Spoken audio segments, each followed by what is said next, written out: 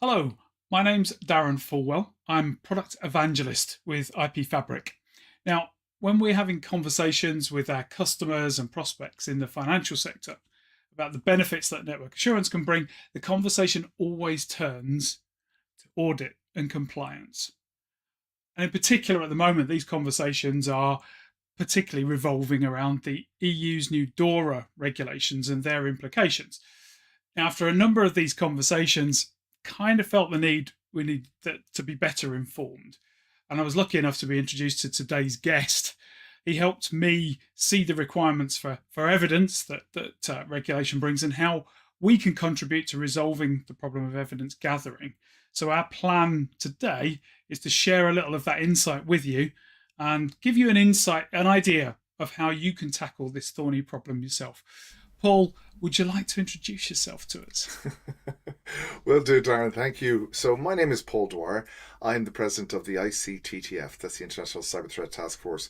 These days, I'm probably known as Dora Dwyer because a lot of work and a lot of efforts we're doing is around DORA, which is the Digital Operation Resilience Act. And I'm delighted to be a guest here today. And indeed, I'm delighted to be able to bring focus upon what IP Fabric are doing in this space as well, because I think it's really important for people to understand that there are solutions out there and we're not just all talking about the problems and the challenges. But let's listen and find out more about the how-to on this webinar as well, because we will get into some detail, which I'm looking forward to as well. And I wonder would it help, Darren, if I was to show a little bit of context on what exactly DORA is. That'd be a great place to start, actually, Paul, if that's okay.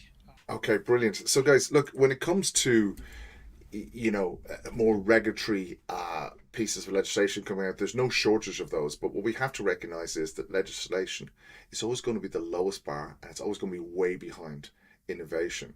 And these days, we exist in the world where we have to realize and accept that it's about resilience. It's not just about security. Security is fine as a defensive mechanism, but this is about resilience. What will you do when things go wrong? Would you know things have gone wrong?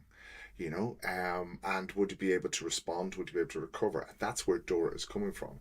And as a piece of legislation itself, it's quite broad and it's quite deep now. And I'll explain how it's getting deeper as there's further artifacts, if you like, and further documents that are coming on around it. But when we look at DORA itself, it's made up of 5 pillars.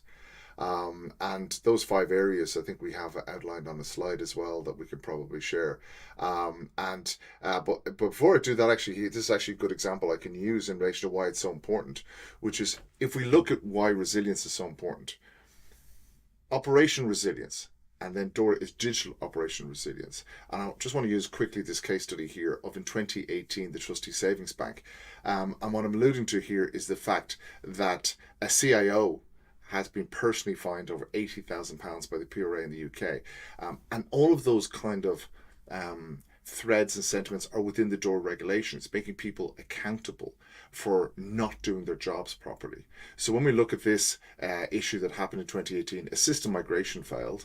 That resulted in outage of the systems for 232 days. Millions of customers were locked out of their accounts, which resulted basically in a financial impact of 48 million in fines, 300 million in costs, and 80,000 accounts were closed. The big piece here was the TSB went from a profit-making entity into a loss making over one incident. And from an operation resilience perspective, this wasn't about cyber attacks, this wasn't about bad guys coming in and all those kind of things. This was about not having the plans in place, not having the procedures and policies in place and the tools in place to make sure that things can be done the appropriate way, and indeed when things go wrong to be able to deal with that. So we'll get into more of that as we go on. So along comes the EU with this. It's part of an overall concert of regulatory pieces that are coming. And for the financial sector, this covers off pretty much 99.99% of the financial sector right across Europe and those that operate within Europe. But interestingly, it also covers ICT suppliers to that sector as well. So they're going to be supervised under this as well. So if we get a little bit of an understanding of that in the next couple of slides, I'll give you a nutshell here of what that is. So DORA itself, the objective of this is to harmonize all of those ICT requirements and make it an even playing field right across. As I mentioned, it affects mainly the financial sector, but also the suppliers within that as well. And why? Well, it's to provide that harmonized environment to make things essentially easier. So they're not doing one thing one way in France, another way in Germany, another way in Luxembourg, and so on. That this makes an even playing field. You know, the internet is flat, the digital world is flat, so to speak, and this is making it a one set of rules for everybody. And they do this by assessment, validation, monitoring, management, and assurance. And assurance is really important. Darren's already touched upon that at the start of this call about evidence and so on. We're going to get into that a bit more. This came into play actually on January the 16th of 2023, but there's a 2-year run-in window. And in that 2-year run-in window, what we're going to get are further clarifications. They're known as RTS documents, regulatory technical standards, and implementation technical standards, which are guides on how to implement it. If you don't do this, if you don't get this, ultimately you can be closed down as a financial entity. But there are steps along the way there, such as, you know, the administrative fines, remedial actions that would be required, public reprimands, as I mentioned, authorization withdrawal, compensation obligations, and even, as I've already mentioned, those personal pieces. And there's one big catalyst in this, one big paradigm shift in this. The management board are responsible for ICT security. That includes network security. They're responsible. Not the network manager, not the IT manager, not the CIO. The management board are responsible. Here's some of the key dates along the way. And the dates you really need to be concerned with are on the 17th of January, the final clarifications around the technical requirements and mandates. Mandates, legal obligations, legal mandates of what you have to do with your systems will be clarified on the 17th of July of this year. We had the first batch on the 17th of January. Yeah. And then it comes into play in January 2025. So it is the law from January 2025. So I think that leads us nicely into setting some context around what we're going to talk about today. We see here those 5 pillars. They cover everything within a framework for an organization. Forgive the naming of them because a lot of this was written by lawyers, guys. It wasn't written by IT people and cyber people. So you see big names there like ICT risk management or ICT related incident management, classification, reporting. But all of these pillars, all of they lead up to one area, which is the board. And you can see when you break down the document, the amount of different sections. We don't expect you to take all that in, but you can see how detailed this is. There's a lot there, right across being responsible for not just your third parties, but your fourth parties, your fifth parties. You have to take responsibility for what your suppliers are doing and what their subcontractors are doing. So there's a lot in this, guys. And I mentioned the RTS documents. This is the amount of documents that are coming. The ones in the dark blue, bold blue, are the ones that got delivered in January the 17th of this year. And the others are going to be delivered on July the 17th. So that will bring them all into play. And even though we say everything is in play at that point, it's still going to evolve. We will still see further clarifications, further consultation, further upgrades in relation to this, especially around testing and things like using Tiber EU, threat-led penetration testing, network management, reporting, all of those kind of things. So it will continually develop. But what you're dealing with from a legal perspective from January 2025 is what's in front of you now. I mean, that's a phenomenal amount of information to take in there, Paul. Of course, and we'll share all the details with people as they inquire about this afterwards. But I suppose the key thing here is that in order to get to a stage where you can meet these criteria, you've got to evidence this, right? You've got to be able to turn around and show that all of your IT infrastructure, everything that supports the business, is compliant, is operationally resilient. So that's the key to this, right? Yeah, absolutely, Dan. And that starts off with, I'd almost call it pedestrian and basic things, things that are almost forgotten about.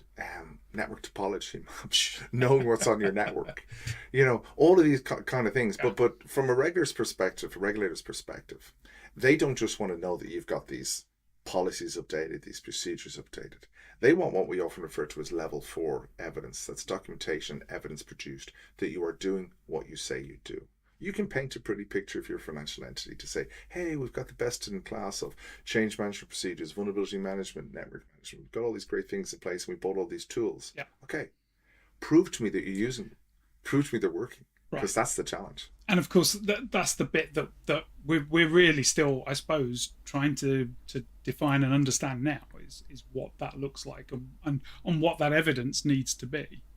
I know that's a big part of what we've been doing as IP Fabric, looking at the regulations, trying to understand that, and you've been helping us immeasurably with that because of your detailed understanding. Because the network underpins everything, right? Absolutely. I mean, if we think of a digital ecosystem, it's all pulled together and held together by the network. Okay, so that doesn't mean it doesn't matter what that architecture of that network is, but that's the pieces gluing all of these pieces together.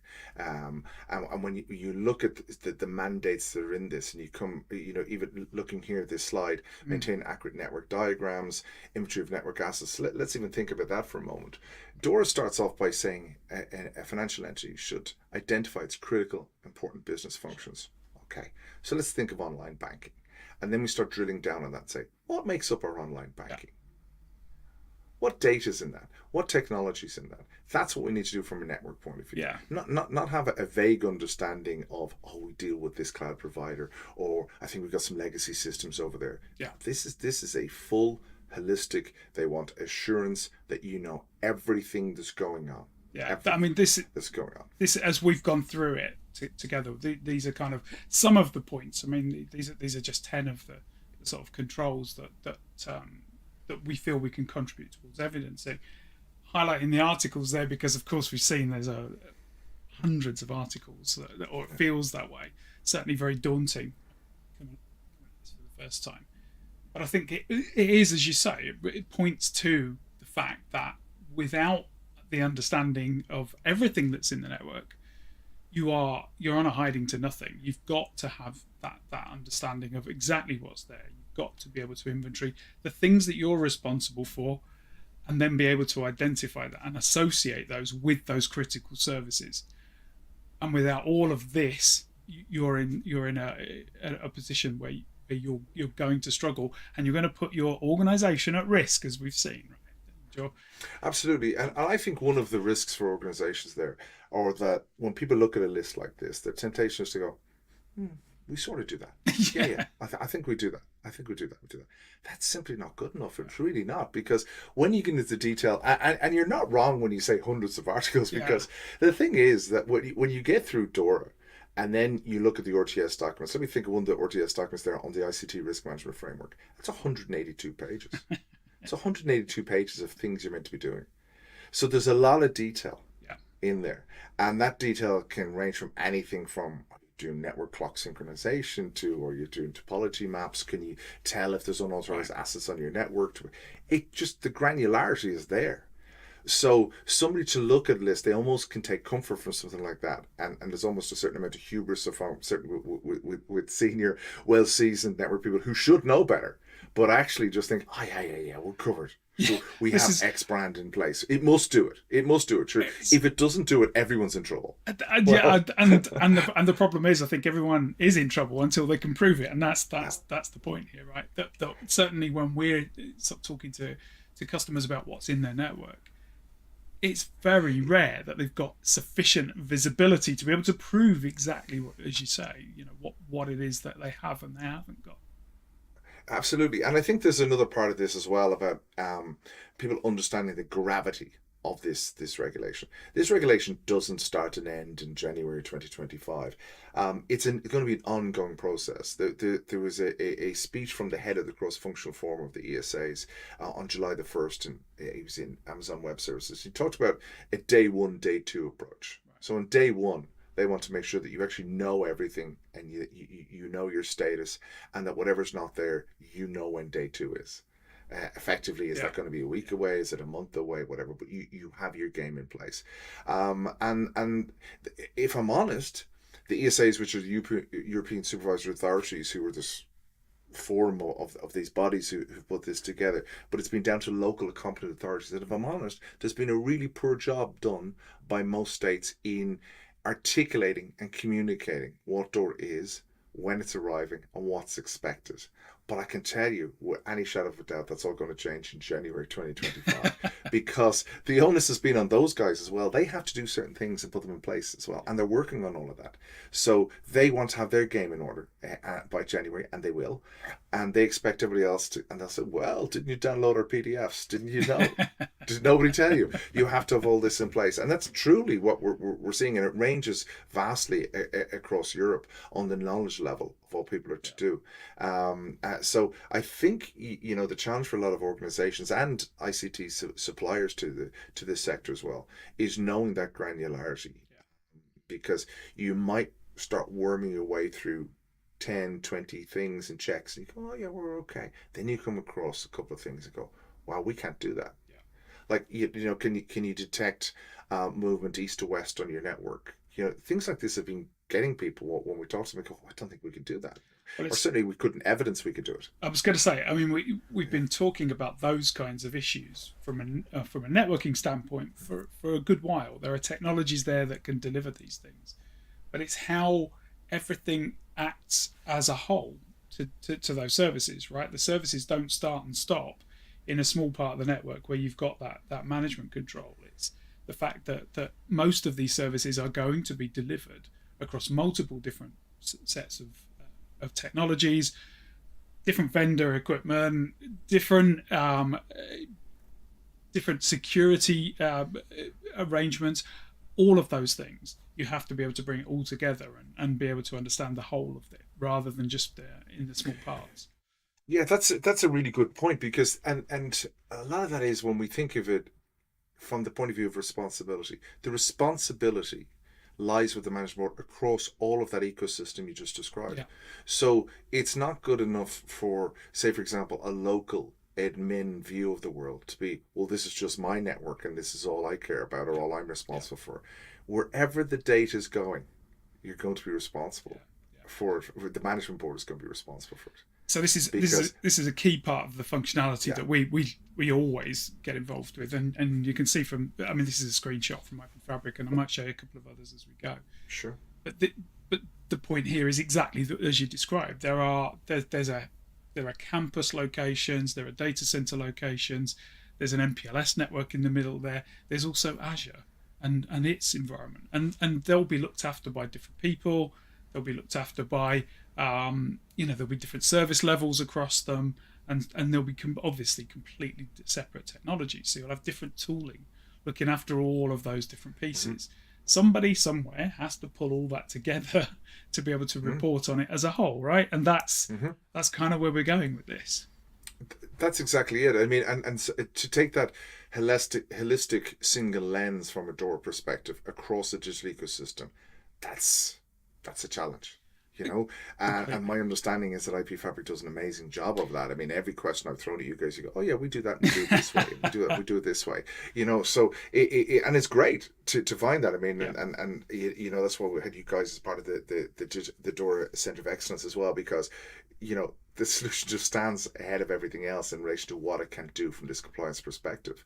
And I think that's a great point that we need to emphasize, is that it's okay if you've invested in lots of things that are doing parts of this, but you need to be able to gather it all together. That's the key. And take that fresh perspective. One of the things that is a challenge for people to get their head around, if their head is in the technology space, is the governance and oversight piece. And I've mentioned already half a dozen times, management board. And if there's an IT audience or techie audience, they may be switching off. Well, so to me, really, is it? Right. But the reality is that governance and oversight effectively covers all of the digital ecosystem. So it's up to the techie folks, so to speak, to be able to empower leadership, to be able to do their job, deliver on the business mission and so on, by giving them the information they need.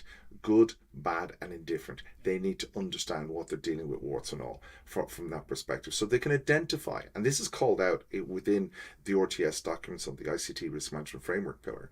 This calls out identifying residual risks on the network.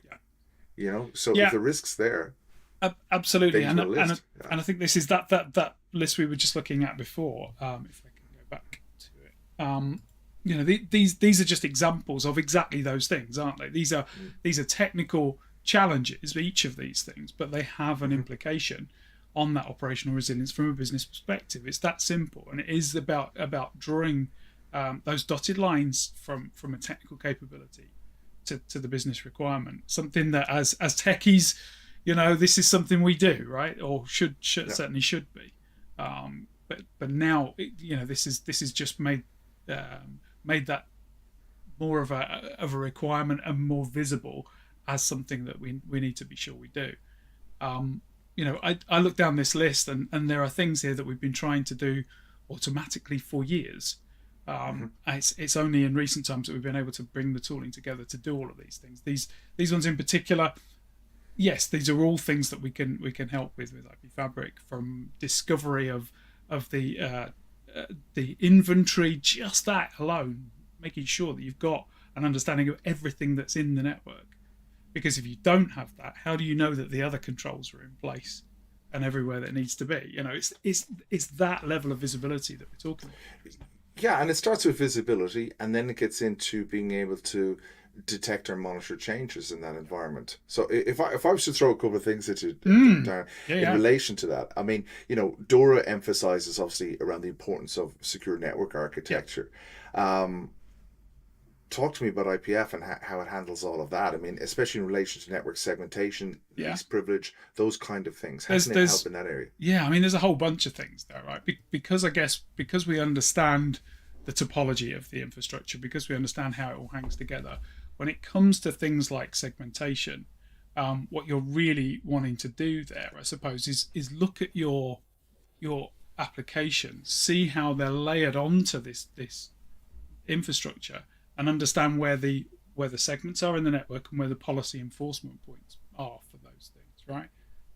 Because that's really what the segmentation is about. It's about saying, I've got this zone of the network, I've got that zone of the network, and in order to traverse between those zones, I have to have a policy enforcement point in the middle.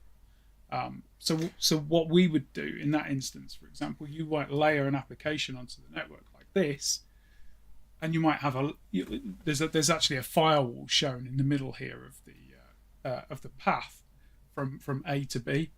Well, the left hand side is one part of the segmentation, the right hand part the other. And what we're able to do is literally build a model of all of the network and the way it's structured, and show exactly how that segmentation works.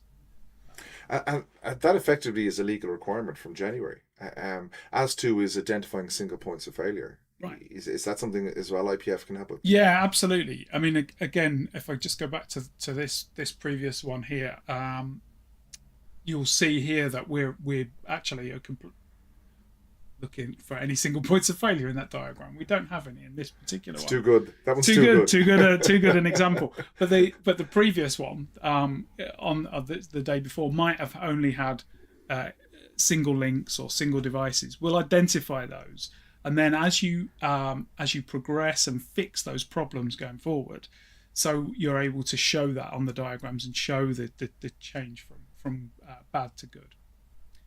Absolutely. And what other benefits? Like a lot of people I know, when I've been dealing with DORA, and they start getting really surprised when they see these other, they see them as software elements involved with DORA, such as change management, things like that. How does IPF support change management? Well, there's all kinds of things here, right? So as this is the thing, isn't it? You're not going to put a tool in like this just to support compliance auditing, because that's it's a relatively limited use case in some senses. An important one, as we talked about, and a really expensive one if you get it wrong. But of course, there are other benefits to having that sort of data as well.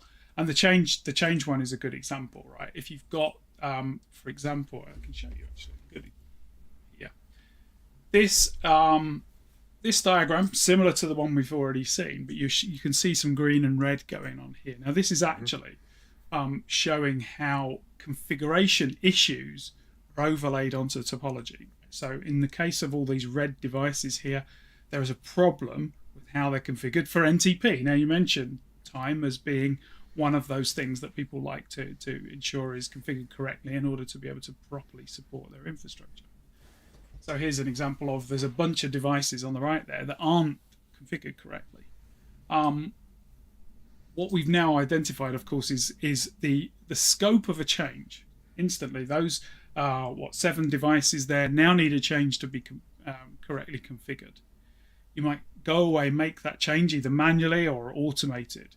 Then you simply run another snapshot, and we can prove instantly, yes, okay, now those red items have gone to green, and we can see that configuration is completed successfully. Now, that looks great on a diagram, and brilliant for me as an individual to consume, to make sure that yes, this is what we need it to be. But all of this is accessible over API, which allows you to actually integrate that process into the automation itself. So the workflow can actually call into IP Fabric to validate that the change that you've delivered has done what it should do. So you've got that automated validation as well.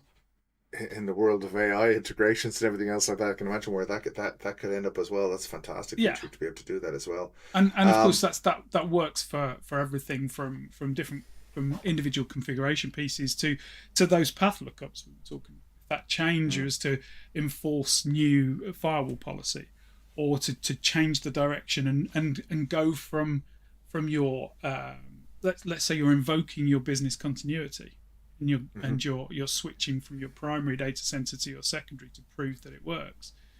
Again, it's another part of the DORA legislation, right? Is to be able to prove that and evidence that.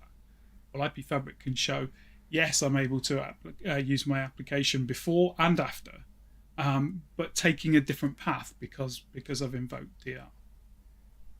And okay, so let me throw a bit of a curveball here in relation to when I'm often talking to management boards and you get dug into a particular regulation. They go, oh yeah, but will it keep us safe? So then you got to bring things right back and go, okay, how would IP Fabric help in the event of something like the post-mortem, or even during something like a ransomware attack?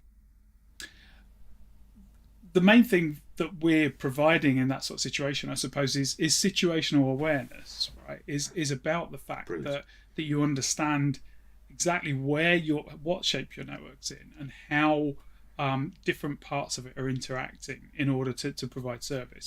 So if you do have an attack of some sort, what you're able to do is show the impact of that on a particular service, because you can map the service to the infrastructure that sits underneath. You've got that ability to say, right, if this is compromised at any stage, so if I go back, for example, to this diagram, if the firewall here in the middle is compromised in any way, shape, or form, obviously this application now we know to be potentially compromised. You can see the onward connections. You can understand the relations between that firewall and other things around it. But of course, we can do the same thing for all of the other critical services and show which services are impacted by a problem on one particular device. So it's because we have that situational awareness, we can make the associations, that we're able to really bring another level of understanding to the post-mortem, but also to the incident as it's happening. Yeah, absolutely. I mean, that's so powerful. I mean, I think we really need to pause now for a moment, because the amount of times I have dealt with incidents around the world in large organizations and so on, and they don't have that situational awareness. They don't know what their network is.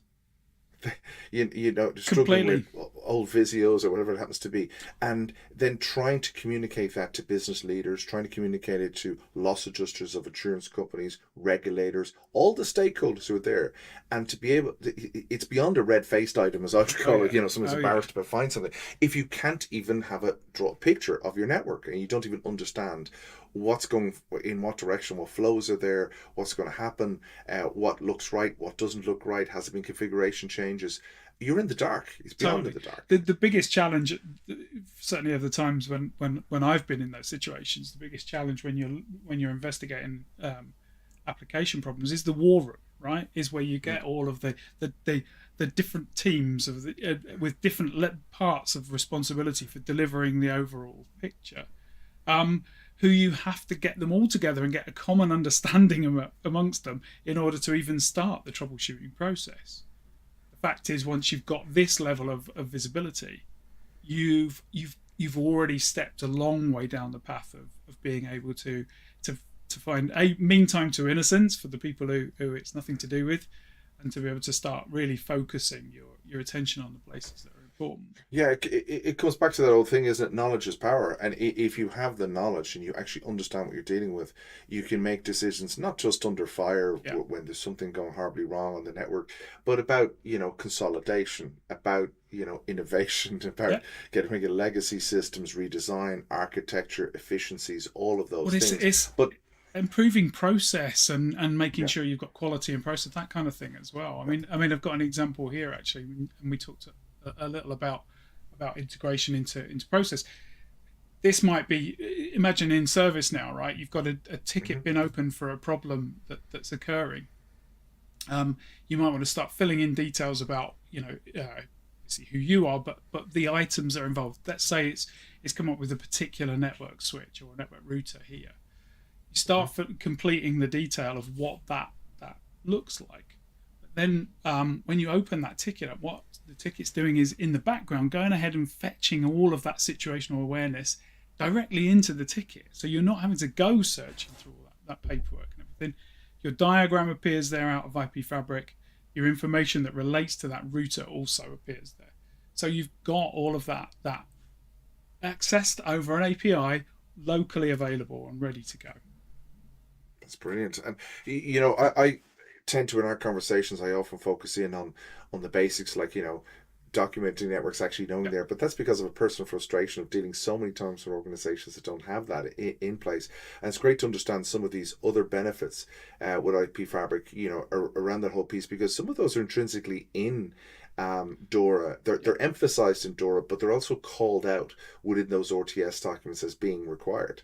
That all of these pieces are glued up. At the end of the day, DORA is a framework across everything from your supply chain, your third parties, your instant management, your testing, and knowing things have changed and so on within the environment, and right across all the other aspects that we'd expect with the framework as well. If there was one top feature of IPF that you're coming across that seems to be gaining traction with that DORA audience, what would that be in your Do you know, experience? it's bizarrely, it's the most simple part. I think it is having the discovery and having the fact that you know what's in your network. I mean, it's extraordinary in this day and age that we talk to customers regularly, and they cannot put their finger on a piece of documentation that's kept up to date and maintained that has everything in it, because it's a difficult, complex beast. Every network is really a collection of networks. It's not one, and so Yeah, trying to get a grasp of that is really tough. yeah, absolutely. And I mean, to think of that in real life case studies, um, I've come across lots of examples dealing with banks where, for example, the racks might be provided by company A, and they have lots of systems in that rack. That's great. But then company B wants to run a pilot and they rent some space in rack A, and the pilot doesn't work and whatever, and they move on. And then nobody has permission to see what's on these systems that are sitting on the network, because there's lots of different housekeepers on that network minding their own little pieces of territory, their own little piece of land, but nobody's looking at that holistically. And I think that's where something like IP Fabric being able to come in and say, we don't care how many different people you have on your network and all those pieces. We're going to give you the one true picture Yeah, of what's happening, and and then you can work with that picture. that's the beauty of it, right? Because what we're doing is we're looking at what's in use, what's in use, and what's connected to the rest of the infrastructure. If it's there and powered off, we don't see it. But then that in itself is a good thing, because we can identify, if you know what's in a rack and you know what's actually in use and active, you know instantly the things that need to be decommissioned, right? So it's about that knowledge is power thing again. Of saying, look, Absolutely, and on that, if it was to drill down on mm, that one a little bit, say for example, you guys come in, you do your discovery, and you get for simplistic terms, we say there's a snapshot, we know what's on the network. DORA would expect that if there's changes on that you would be able to know and yeah. be able to record and produce evidence that there's changes on that a day later, a week later. Yeah, I mean, typical use of IP Fabric is a snapshot a day or two snapshots a day. So you've got that understanding of what the network looked like at a point in time, and you're able to show almost instantly. These devices are added.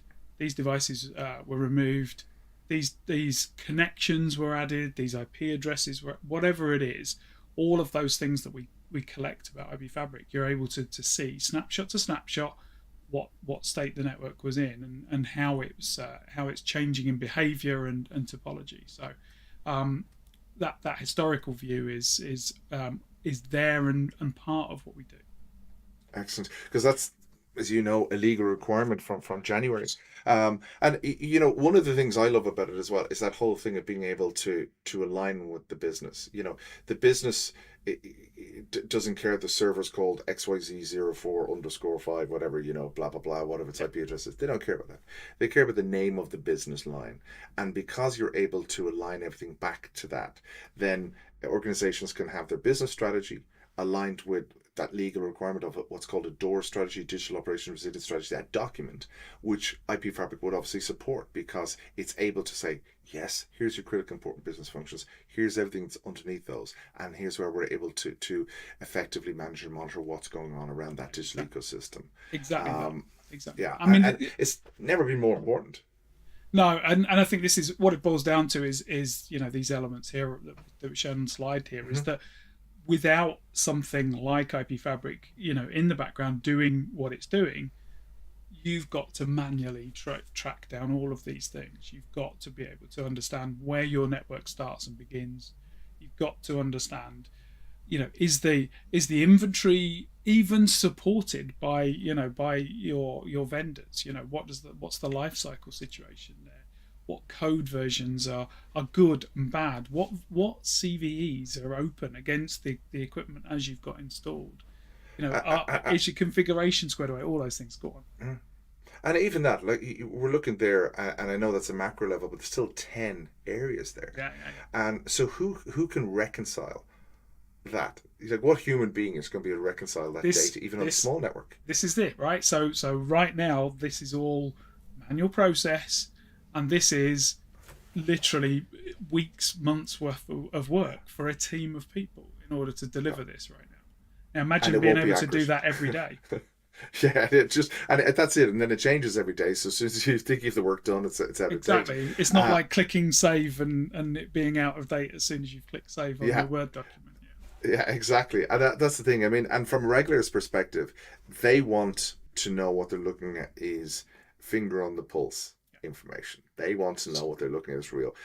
Going back to a month-old or 6-month-old network map or something is never going to cut the mustard. All it's going to do is invite more scrutiny from the regulators to go, well, you need to provide us. What they're looking for at the end of the day is confidence that there's competence involved in managing the digital ecosystem. That's what they're looking for.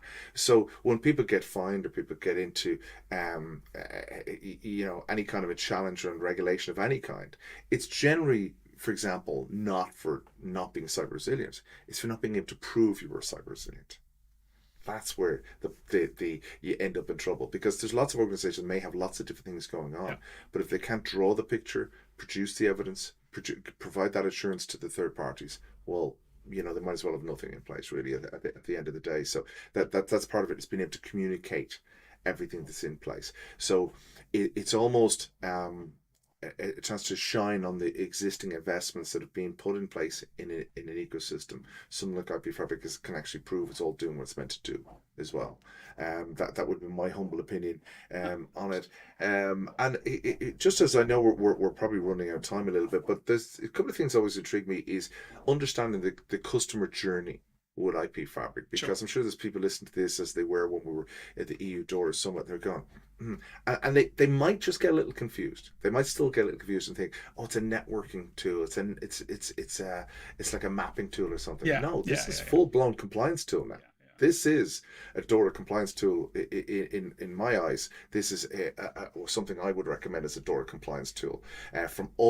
Anybody doesn't believe me, download the RTS document on DORA, start going through it, and you'll be ticking things and going, we don't do that, but IP Fabric does. We don't do that, but IP Fabric does. No, it's all in there. It's a good point. I mean, we talk a lot about understanding of networks when we're talking to customers, because so much of this is about providing an understanding that they haven't previously had. But the point with that is, in order to deliver that understanding, you've got to have the data, and you've got to have the capability to look at all the things that we've talked about. And once you have that understanding, you can act on it. And that's the point where it becomes really interesting from a compliance perspective, and so on, because you are really just acting on an understanding that you've developed, in IP Fabric's case, over the case of an hour or two as it runs its audit reporting. So I think that's exactly the point, that this isn't just a networking tool. It's much more than that.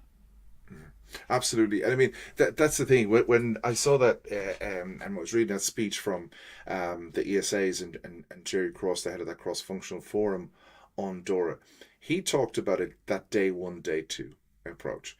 And day one being, it's January, what have you got in place? So they acknowledge that there has to be a pragmatic, iterative improvements to what's going on. But day one is having something like IP Fabric already there, because if you don't know where you are on day one, you failed. And that's the beauty of it, right? Because by putting something like IP Fabric in and being ready for day one, then day two is a whole bunch easier than having that's to, it. to And do we it from planned and scratch. prioritized. And decisions can be made. But if you're still in the dark on day one, in January, if people don't know what's on their network, they're in trouble. Well, yeah, well, that's what we're trying to help people with, right? And I mean, I flashed past a slide a second ago. This isn't only about DORA, of course, as well. There are other regulatory compliances and everything in different spaces that we also need to cover. So it is that broader view. It is a huge time saver, and it is going to make your environment safer. And again, it's about risk, right? It's about reducing that risk, whatever that risk may be. Absolutely. And to that point, I would say to any listeners to this, anybody watching this webinar, that you mightn't be in the financial sector, but maybe NIS 2 is something that you're working on. And NIS 2 is the cousin of DORA, right? And so much so that legally DORA has been seen as leg specialists and overriding over it, but they're very similar in spirit and approach and objectives and everything else like that. So everything we've talked about on this webinar relates back to NIS 2, dare I say, as well, or most of it will relate back to the requirements within NIS 2 as well. And indeed, you'll always find that crossover between that and other good pieces of strategies, such as things like the NIST cybersecurity framework too as well. So there's a lot of efficiencies here in adopting that IPF approach and methodology to understanding your digital ecosystem and managing it from a compliance perspective. This is something that comes up a lot, actually, in the conversations we have. Is we will have people who need those compliances, and they'll have PCI, DSS, and various other GDPR, and there are controls that need to be in place for all those things. And at the moment, people are having to do all of those individual audits individually, exactly that, and put effort into that. Why not build a compliance framework whereby you can gather all of the evidence that you need for all of those things, and then just separate off different streams as you need to for the individual pieces of reporting, with something like IP Fabric at the foundation of that. That's key, I think. No, absolutely, and I'm sure customers love that efficiency that's driven from that as well. So it's not a point solution. It's something that holistically we help them not just with network management, security management, but compliance and risk management around that digital ecosystem. So certainly to anyone who's listening to this, I would, as an independent professional, be strongly recommending to them that they reach out to you guys and find out more, because every time that we've engaged with you guys, we've learned more. About not just the solution, but that whole thing about collaboration and sharing information is a key tenet of DORA as well. And I commend IP Fabric for the awareness that they're doing through webinars like this as well, because it really does help the sector, not just the financial sector, but the cybersecurity sector as well, and the ICT sector, that they can understand what they should be doing and how they can do it as well. Appreciate that. I mean, yeah, we again we have a slide here showing some key resources, and again we'll share these links as and when. But there are always new things. There are always new uh, conversations, and hopefully off the back of this conversation, we'll be able to carry on with more. Because I think it is as much about the collaboration, about that shared ownership, I suppose, of the problem, and helping people understand what we can all do about moving things Absolutely. along. And again, I would draw the audience's attention to the fact that IP Fabric is somebody that I've known in the industry for a relatively short period of time, but your ability to listen, innovate, and create solutions for those kind of challenges, he's been nothing but outstanding, because you don't see that with huge, massive organizations and so on who are so caught up in the roadmap that was planned 5 years ago, and that they're No, delivering that. That makes a big difference when it comes to something like DORA, because you guys can actually deliver. I mean, as an organisation, that's kind of been a key point to the way that we've built our product. But it's not just about the product. It's about the relationships. It's about the understanding what the outcome is that you're trying to drive, making sure that the product actually helps you down that path. And that's always been our approach. So, but it's only by being involved and only by listening to customers, to experts in the field like yourself, that we're able to learn and move that along as well. So now we'll carry on doing that, hopefully, and as much as we possibly can. Fantastic. Brilliant Listen, stuff. Paul, I know we could probably blather on for hours and hours. Blattering's what we do, Darren. I know, right? I know. It's got to be done. But I'm conscious we don't want to burn everybody's time. I'm going to ask you for Sure. any closing thoughts you might have, so that we can give people something to leave with. Sure. Look, my closing thoughts are, I think that there's a lot of jaded people out there when it comes to the hype around cybersecurity and the threat actors and so on at the top end. I'm talking about APTs and all the Unit 61398 and all these kind of things. They're all coming for you, and the eye's been taken off the ball with a lot of the baseline kind of stuff. There's also jaded people out there in relation to another piece of compliance legislation. What does this mean? But my closing thoughts is that this is different. This is now how you operate your bank. Yeah. This isn't a guide for the IT guys or the IT folk or the cybersecurity folk or anything. That's not what this is. This is a blueprint on how every financial entity operating in Europe is to run their enterprise.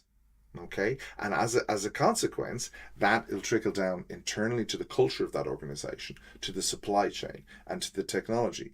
And something I've already witnessed, even in our own personal growth in our own organizations, with our training academy, with our own assessment solution tools, and all those kind of things, is that it's a much more even playing field from the point of view the customer wants solutions, and those that have the solutions and have the knowledge are going to build those relationships very quickly.